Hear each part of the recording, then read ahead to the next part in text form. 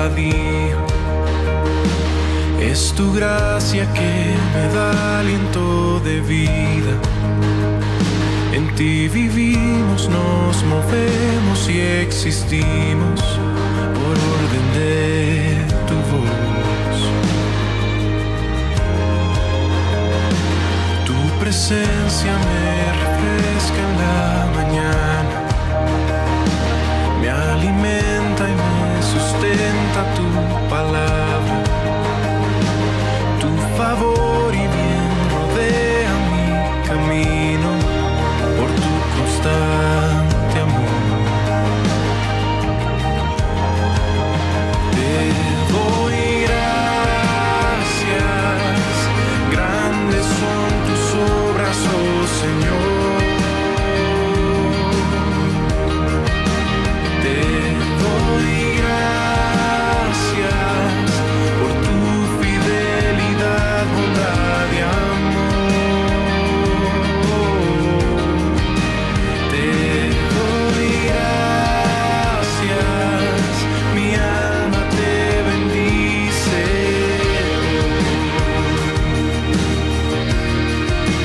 Tú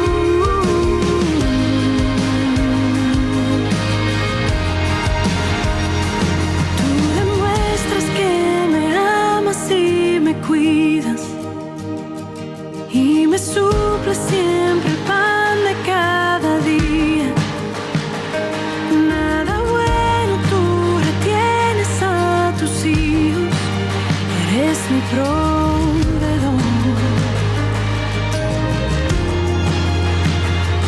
Al oscurecer cuando llega la noche, tú me libras de ansiedades y temores. Es tu mano mi refugio y mi descanso, eres mi guardador.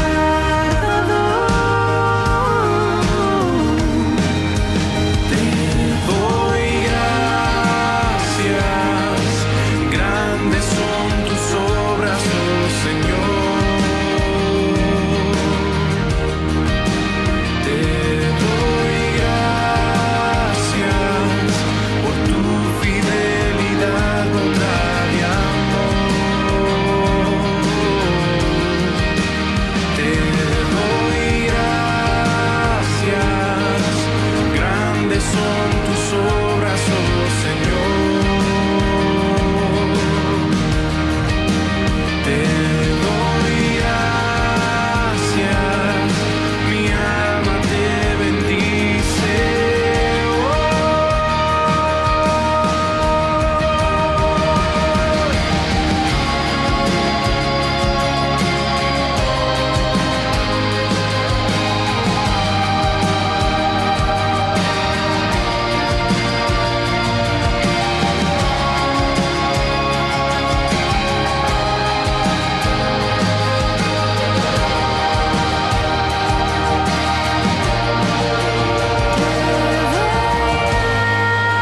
Gracias, grandes son tus obras, oh Señor.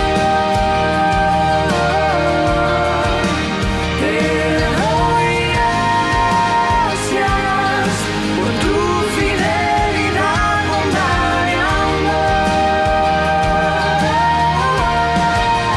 Te doy gracias, grandes son tus obras, oh Señor. Te doy gracias, mi alma te bendice.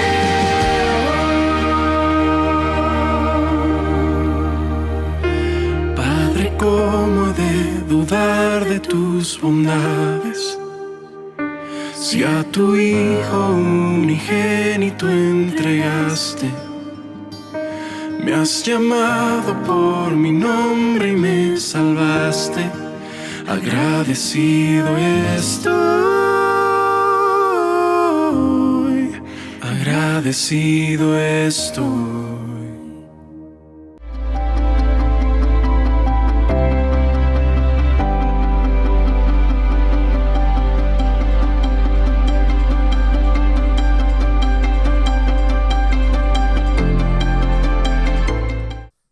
Me alegra mucho poder saludarles, amigos y hermanos, en el lugar donde se encuentren ahora mismo.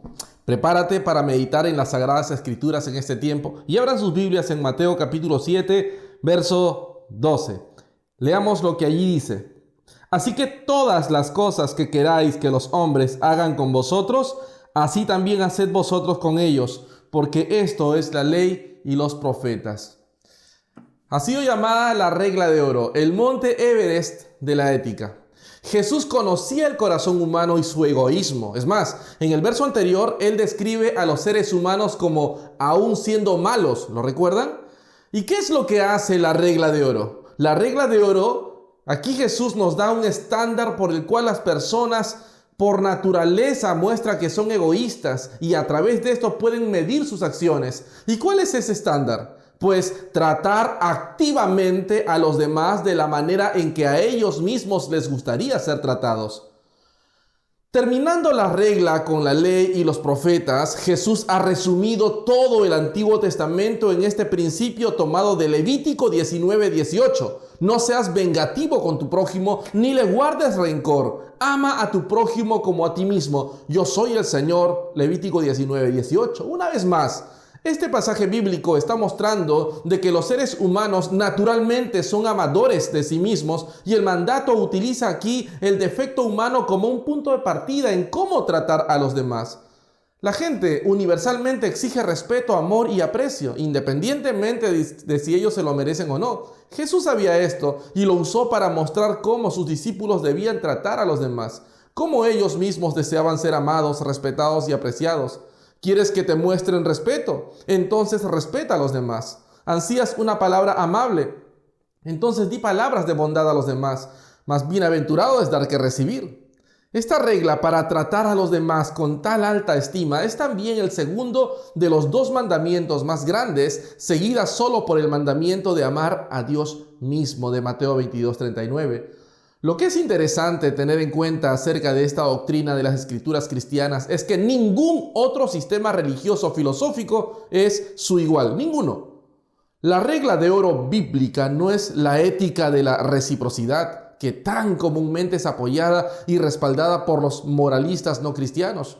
Con frecuencia, los críticos liberales y humanistas seculares intentan explicar la regla de oro con una ética común compartida por todas las religiones. Hermanos, nada más lejos de la verdad. El mandato de Jesús tiene una sutil pero muy importante diferencia. Un rápido repaso de los dichos de las religiones orientales lo va a dejar claro. Por ejemplo, el confucianismo decía, no hagas a otros lo que no deseas que te hagan a ti. El hinduismo, esto es la suma del deber. No hagas a otros lo que te gustaría o lo que te causaría dolor si te lo hicieran a ti. El budismo decía, no dañes a otros de maneras que encontrarías hiriente. Este proverbio se encuentra en forma negativa entre los escritos judíos y gentiles. Se pueden mencionar varias citas relacionadas. Por ejemplo, en el libro apócrifo de Tobías 4:15 dice, lo que odias no lo hagas a nadie. En el Talmud se nos dice que el gran maestro Hillel contestó a una pregunta sobre lo que era necesario para que un gentil llegara a ser prosélito o seguidor, diciendo, lo que te es odioso, no lo hagas a otro. El filósofo Filón dijo en cierta ocasión, no debe uno hacer lo que le disgusta que le hagan. En Roma se estableció un principio natural de lo equitativo, expresando, hay que dar a cada uno lo suyo y no se debe dañar a otros. Estos dichos son similares a la regla de oro, pero se enuncian negativamente y se basan en la pasividad. He oído este refrán en negativo aún en labios de cristianos mal preparados. Quizá no te das cuenta de cuál sea la diferencia, pero es notoria. Si te fijas, en negativo te lleva a la inacción, es decir, a no hacer, no hagas. Mientras en positivo, tal como Jesús lo dijo, te lleva a la acción, al movimiento, al hacer. Así que hay una enorme diferencia. La regla de oro, Jesús es un mandato positivo para mostrar el amor de forma proactiva. Las religiones orientales dicen, absténgase de hacer esto, pero Jesús dice, hazlo. Las religiones orientales dicen que abstenerse es suficiente para mantener tu comportamiento negativo bajo control. Jesús dice que busques formas de actuar positivamente. Por eso es que, debido a la naturaleza inversa de los dichos no cristianos, se les ha llegado a conocer o a denominar como la regla de plata. Algunos han acusado a Jesús de tomar prestada la idea de la regla de oro de las religiones orientales. Sin embargo, los textos para el confucianismo, el hinduismo y el budismo citados anteriormente fueron todos escritos entre el 500 y el 400 a.C. como mínimo. Jesús toma la regla de oro de Levítico, escrita alrededor de 1450 a.C. Así que la fuente de Jesús para la regla de oro precede a la regla de plata por unos 1000 años. Pregunto entonces, ¿quién pidió prestado a quién? El mandamiento de amar es lo que separa la ética cristiana de la ética de los otros sistemas. De hecho, la defensa del amor en la Biblia incluye el mandato radical de amar incluso a los enemigos. Mateo 5, 43 y 44 dice: habéis oído que se dijo, amarás a tu prójimo y odiarás a tu enemigo. Pero yo os digo, amad a vuestros enemigos y orad por los que os persiguen. Y Éxodo 23, versos 4 y 5, si encuentras extraviado el buey de tu enemigo o su asno, ciertamente se lo devolverás. Si ves caído debajo de su carga el asno de uno que te aborrece, no se lo dejarás a él solo. Ciertamente lo ayudarás a levantarlo. Ahora bien, el contenido de este texto es citado por muchos, pero entendido y aplicado por pocos. Este verso es una culminación perfecta al reto del Señor a los discípulos de practicar una justicia superior a la de los escribas y fariseos para poder entrar en el reino. Aquí, al comienzo del verso 12, encontramos las palabras así que. Ahora pregunto, ¿por qué así que? Obviamente nos dice que no se trata de una afirmación separada o aislada, que tiene claramente una cierta conexión con lo que ha precedido. ¿Qué es lo que dice? Así que todas las cosas que queráis que los hombres hagan con vosotros, así también haced vosotros con ellos, porque esto es la ley y los profetas. En otras palabras, nuestro Señor trata todavía del tema del juicio sobre los demás. Nunca lo ha abandonado. Si consideramos los versos 7 al 11 como un paréntesis, debemos tener muy en cuenta que están ahí para recordarnos que necesitamos esa provisión de gracia a causa de esta cuestión del juicio. Y habiéndonos mostrado cómo podemos recibir bendición y ser capacitados para ayudarnos unos a otros y cómo vivir la vida cristiana en plenitud, vuelve al tema y dice, así que en este asunto del juicio, en toda esta cuestión de nuestra relación con los demás, que esta sea la regla. No es una afirmación aislada, sino parte de un gran argumento que tiene como propósito colocarnos en la posición adecuada respecto a este tema. Se le aplica bien el título regla de oro. Es una afirmación extraordinaria y notable. No es sino, claro está, un sumario, un compendio de los mandamientos que nuestro Señor ha resumido en otro lugar con las palabras, ama a tu prójimo como a ti mismo. En realidad, dice esto, si tienes algún problema en cuanto a cómo deberías tratar a los demás o cómo deberías comportarte con los demás, así es como hay que actuar. No hay que comenzar con la otra persona. Hay que comenzar preguntándote a ti mismo, ¿qué me gusta? ¿Cuáles son las cosas que me agradan? ¿Cuáles son las cosas que me ayudan y estimulan? Luego se pregunta uno, ¿cuáles son las cosas que me desagradan? ¿Cuáles son las cosas que me alteran y me hacen reaccionar mal? ¿Cuáles son las cosas que me resultan odiosas y desalentadoras? ¿Te das cuenta? Tú haces una lista de todas estas cosas, las que agradan y las que desagradan, y las elaboras en detalle, no solo las acciones, sino también los pensamientos y las palabras respecto a toda la vida y actividades. ¿Qué me gusta que la gente piense acerca de mí? ¿Qué es lo que suele herirme? Nuestro Señor desciende a los detalles y en consecuencia es esencial que también nosotros tratemos un punto como este en detalle. Por eso nuestro Señor, el Maestro incomparable en lo moral y ético, sabiendo esto, enseña que lo primero que tenemos que hacer es establecer una regla para nosotros mismos acerca de estas cosas. Y así es como lo hacemos. Una vez hecha la lista de lo que nos agrada y desagrada, cuando pasamos a tratar a otras personas, Lo único que tenemos que hacer es decir simplemente, esa otra persona es exactamente como yo en estas cosas. Debemos colocarnos constantemente en su posición. En nuestra conducta y comportamiento respecto a ellos, debemos tener cuidado en hacer y no hacer todo lo que hemos visto que nos agrada o desagrada a nosotros mismos. Así que, todas las cosas que queráis que los hombres hagan con vosotros, así también haced vosotros con ellos. Si uno hace esto, dice nuestro Señor, nunca se equivocará. ¿No te gusta que digan cosas agradables acerca de ti mismo? Bien, no las digas acerca de los demás. ¿No te gusta que las personas que son difíciles y que hacen la vida difícil y te crean problemas y constantemente te colocan en tensión? ¿No te molesta? Bien, entonces en la misma forma no permitas que tu conducta sea tal que te conviertas en algo así para los demás. Así es de sencillo.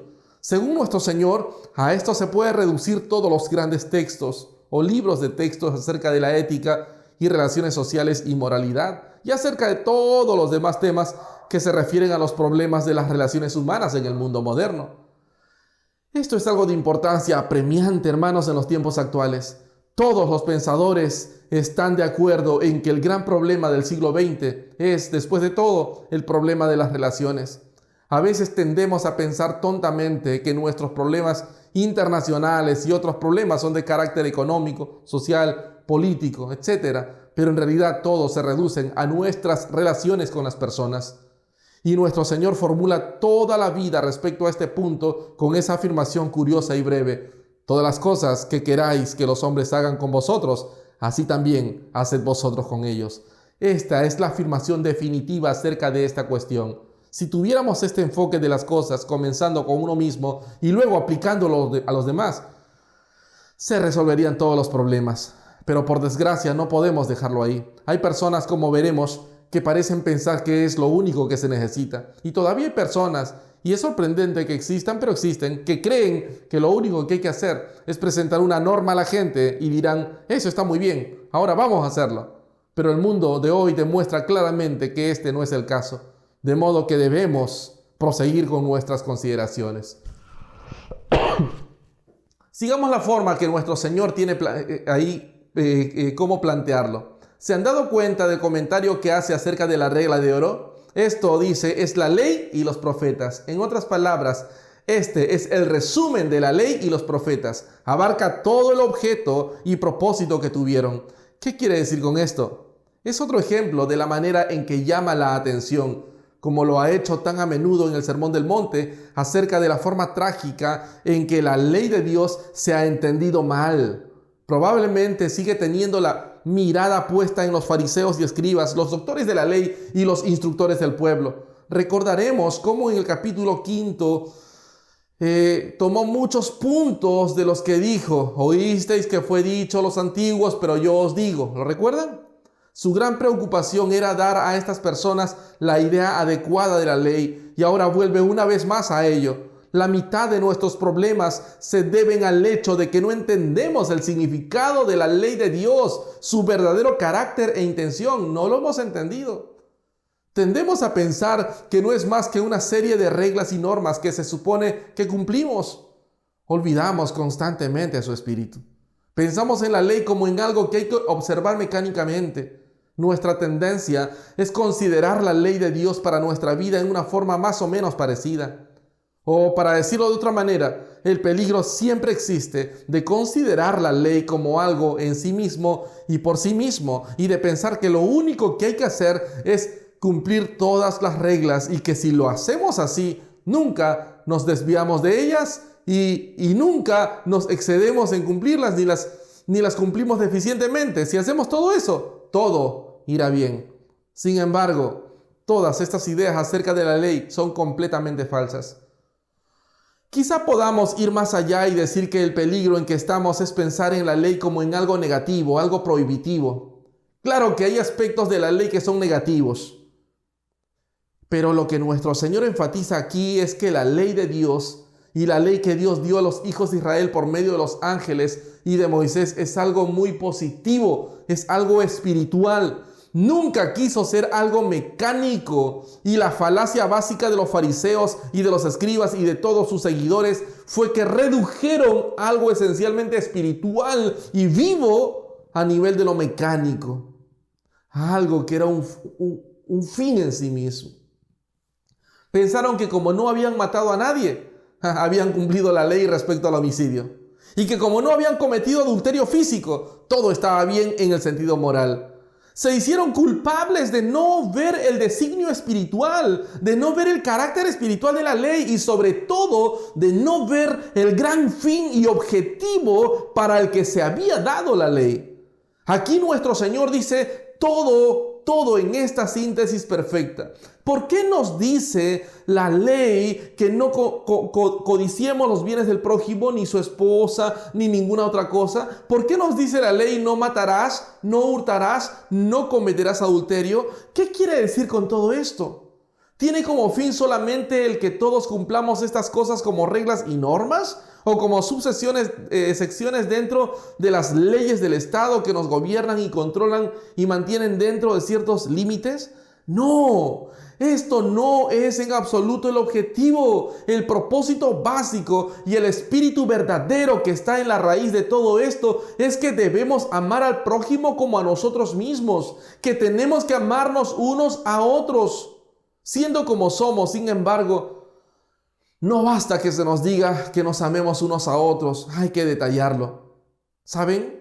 Como resultado de la caída somos pecadores. En consecuencia, no basta decir amaos unos a otros.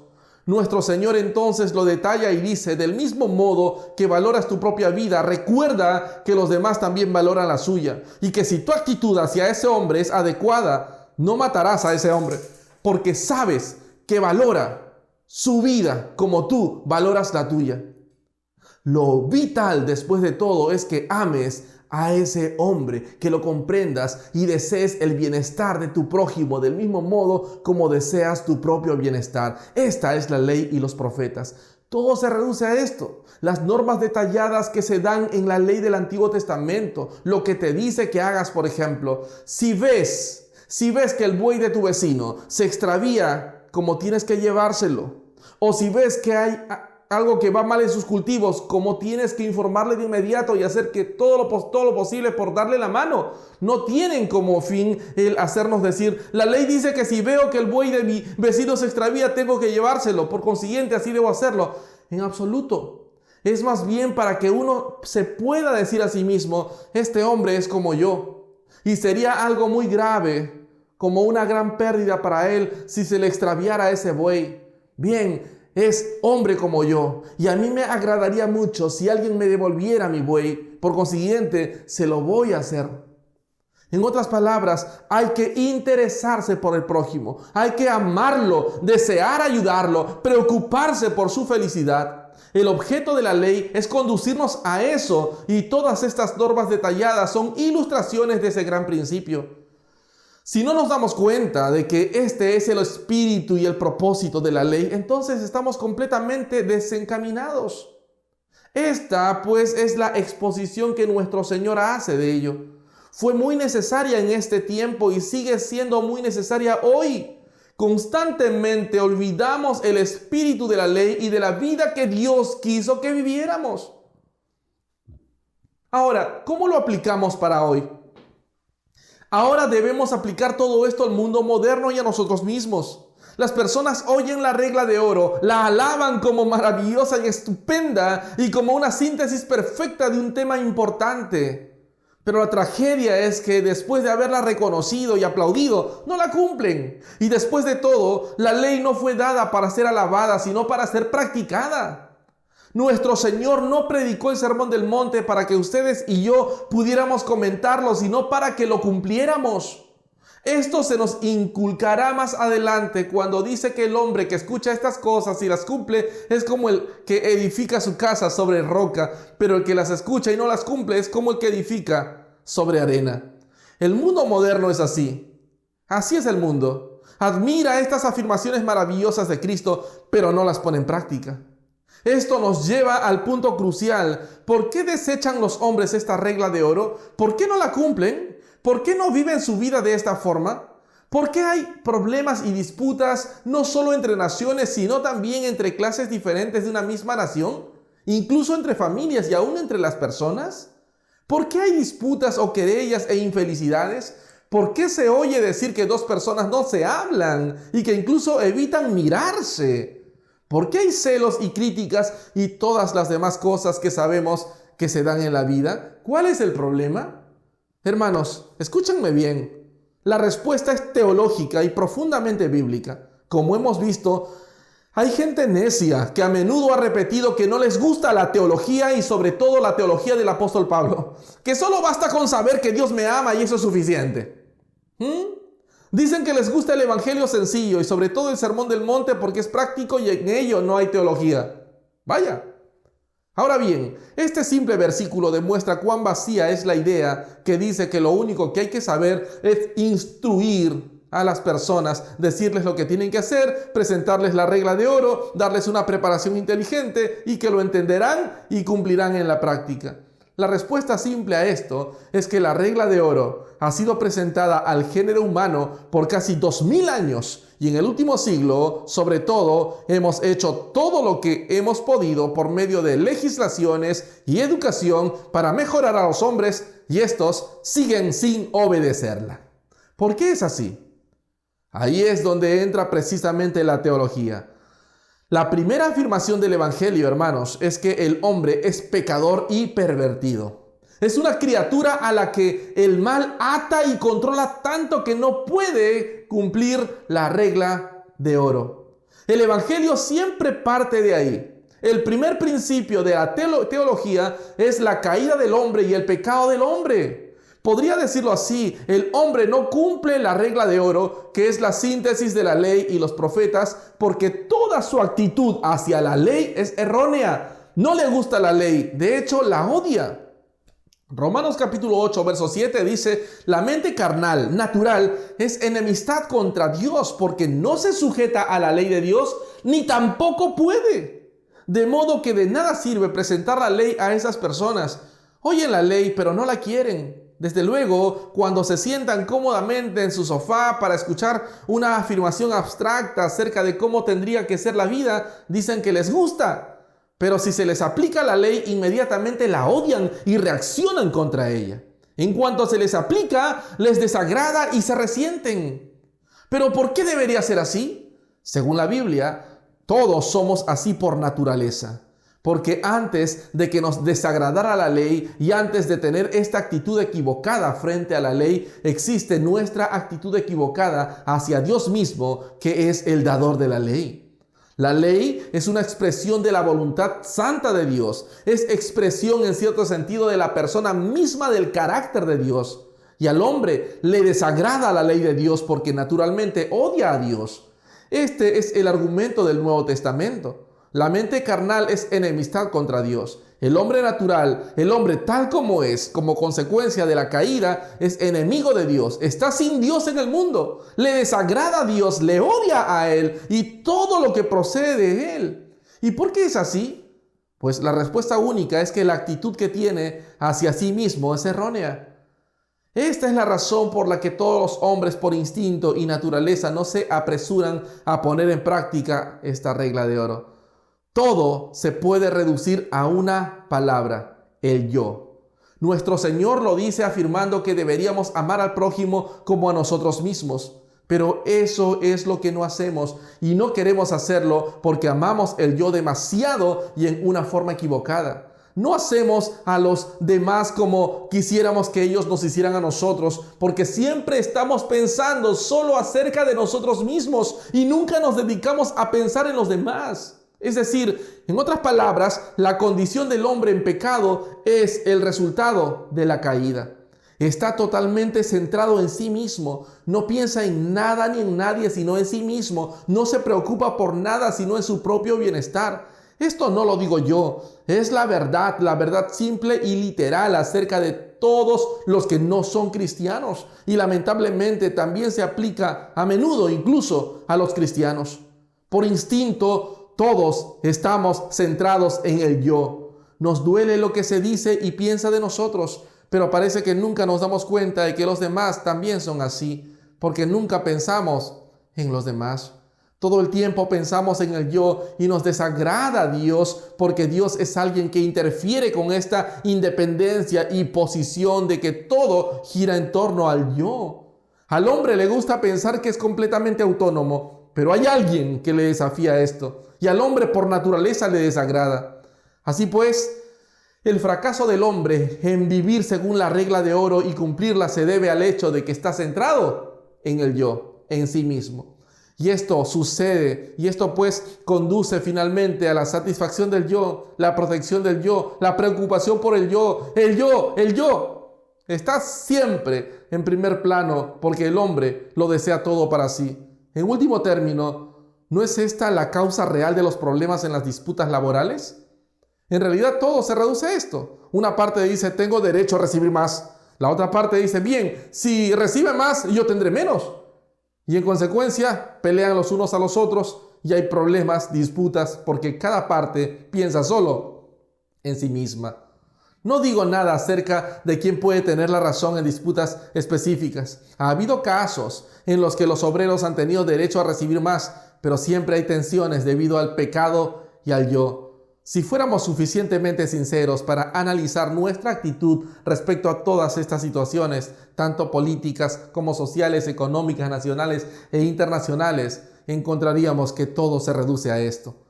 Se ve en las naciones, dos naciones desean lo mismo y por ello se vigilan mutuamente. Todas las naciones tratan de verse a sí mismas simplemente como protectoras y salvaguardas de la paz general del mundo. Siempre hay un elemento de egoísmo en el patriotismo. Es mi país, mi derecho. Y la otra nación dice lo mismo. Y por estar todos tan centrados en sí mismos, hay guerras. Todas las disputas y tensiones e infelicidades, tanto entre individuos como entre grupos sociales, o entre naciones o grupos de naciones, todo a fin de cuentas se reduce a esto. La solución para los problemas del mundo de hoy es esencialmente teológica. Todas las reuniones y todas las propuestas acerca del desarme y de todos los demás resultarán infructuosas mientras el pecado en el corazón humano sea la fuerza dominante en individuos y grupos y naciones. El fracaso de poner en práctica la regla de oro se debe solamente a la caída y al pecado. Digámoslo ahora en forma positiva. ¿Cómo puede alguien poner en práctica esta regla de oro? La respuesta realmente es ¿cómo puede nuestra actitud y conducta conformarse jamás a lo que nuestro Señor dice aquí? La respuesta del Evangelio es que hay que comenzar con Dios. ¿Cuál es el mandamiento mayor? Amarás al Señor tu Dios con todo tu corazón, con toda tu alma y con toda tu mente. Y el segundo es semejante, amarás a tu prójimo como a ti mismo. Escucha, considera el orden. No se comienza con el prójimo, se comienza con Dios. Y las relaciones en este mundo nunca serán lo que deben ser, tanto entre individuos como grupos de naciones, hasta que todos comencemos con Dios. No se puede amar al prójimo como a sí mismo hasta que se ame a Dios. Nunca se verá uno a sí mismo o al prójimo rectamente hasta que uno lo vea primero a ambos a la luz de Dios. Tenemos que tomar estas cosas en el orden justo. Debemos comenzar por Dios. Dios nos creó y nos creó para Él. Y solo podemos vivir de verdad en relación con Dios. Así pues, empezamos por Dios. Nos apartamos de todas las disputas y disensiones y problemas y miramos su rostro. Comenzamos a verlo en toda su santidad y omnipotencia y en todo su poder como creador y nos humillamos delante de Él. Es digno de ser alabado y solo Él lo es. Y sabiendo que ante Él incluso las naciones no son sino como langostas y como mota de polvo en las balanzas, pronto comenzamos a darnos cuenta de que toda la pompa y gloria del hombre se convierte en nada cuando vemos verdaderamente a Dios. Y además comenzamos a vernos a nosotros mismos como pecadores. Nos vemos como pecadores tan viles que olvidamos que tuviéramos derechos.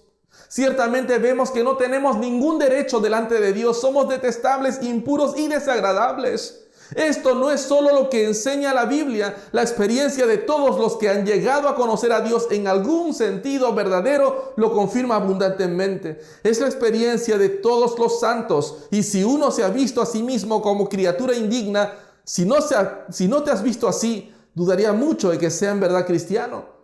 Nadie puede realmente llegar a la presencia de Dios sin decir soy impuro. Todos somos impuros. El conocimiento de Dios nos humilla hasta el polvo. Y en esa posición uno no piensa en derechos y en dignidades. Uno ya no necesita más protegerse a sí mismo porque se siente indigno de todo.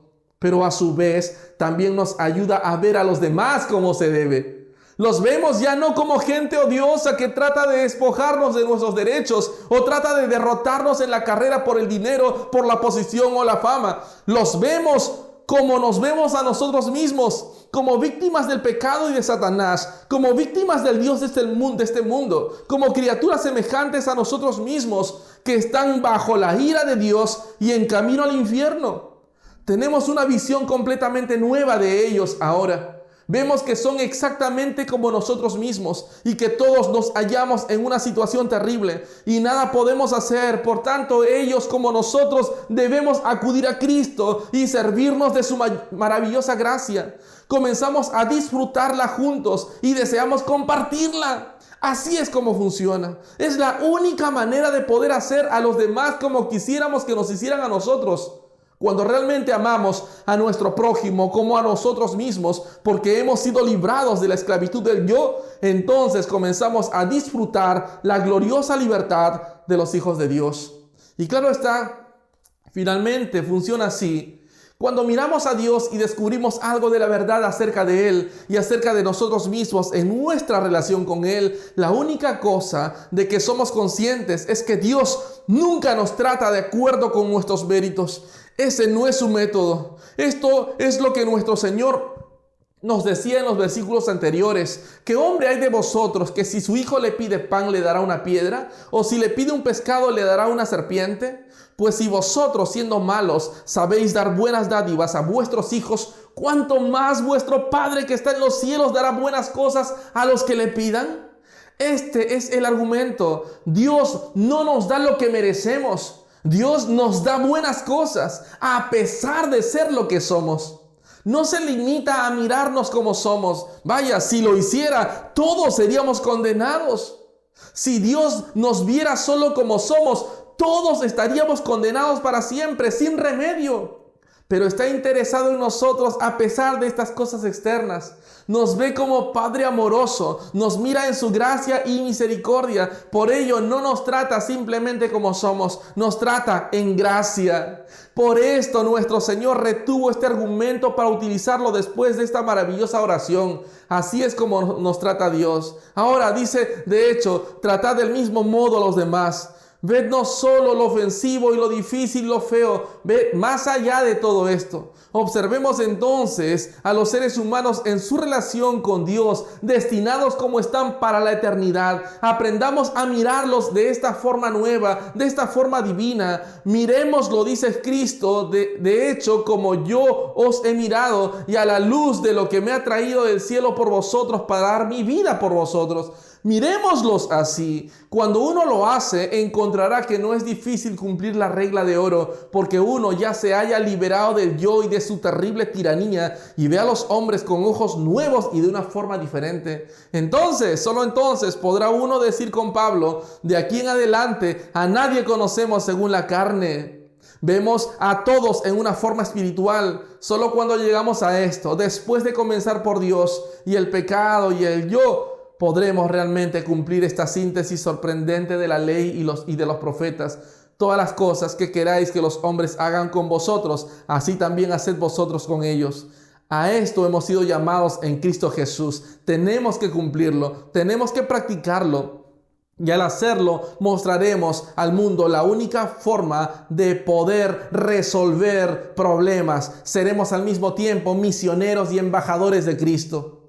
Y para concluir, Jesús no dice que debe esperarse que alguien nos haga bien para pagarle con otro bien. El verdadero discípulo debe tomar la iniciativa y hacer a los demás aquello que desea que le hagan.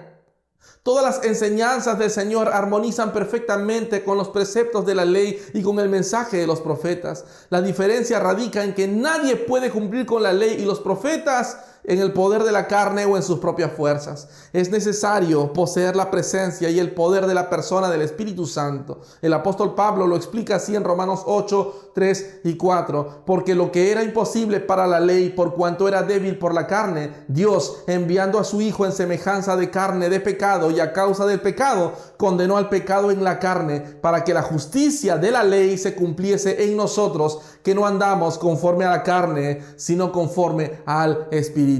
Amados, obedecer el imperativo cristiano de amar a los demás es una marca de un verdadero discípulo, de un verdadero cristiano. De hecho, los cristianos no pueden afirmar que aman a Dios si no aman activamente a otras personas, porque si alguien afirma yo amo a Dios pero odia a su hermano, es un mentiroso. Pues el que no ama a su hermano a quien ha visto, no puede amar a Dios a quien no ha visto. La regla de oro, hermanos, encapsula esta idea y es exclusiva de la palabra de Dios. ¿Qué te parece si oramos en este momento? Te damos gracias, Dios amado, por tu palabra esta noche. Señor, gracias por enseñarnos cómo es que debemos amar. Y entendemos, Señor, que para que esta regla de oro podamos nosotros cumplirla, no podemos hacerla en nuestras fuerzas. Necesitamos hacerla en el poder de tu Santo Espíritu. Necesitamos entender que debemos ser hijos tuyos para poder vivir esta regla. Señor, perdónanos. Si ahora mismo tú eres consciente de que no puedes amar a tus enemigos, de que no puedes bendecir a quien te ha maldecido, a quien te ha maltratado y guardas rencor en tu corazón, tal vez tengas problemas en cuanto a tu fe, tal vez no seas cristiano o no conoces a Dios. Este es un momento propicio para que en tus propias palabras reconozcas que eres pecador y te arrepientas de tus pecados y al mismo tiempo te des cuenta que hay un camino que Dios ha provisto en Cristo para salvación de tu alma. En tus propias palabras ve y dile: Señor, me arrepiento de mis pecados, sálvame, salva mi vida, Señor. Yo quiero cumplir esta regla de oro que me enseñas a través de tu palabra. Gracias te damos en el nombre de Jesús. Amén, amén, amén. Familia, amigos, que Dios les bendiga, que tengan una semana maravillosa. Pronto empezamos a vernos de forma presencial también. Seguiremos aprovechando esta plataforma para que otras personas puedan conocer del Evangelio de Jesucristo. Sigamos hablando del Evangelio. Que Dios los guarde.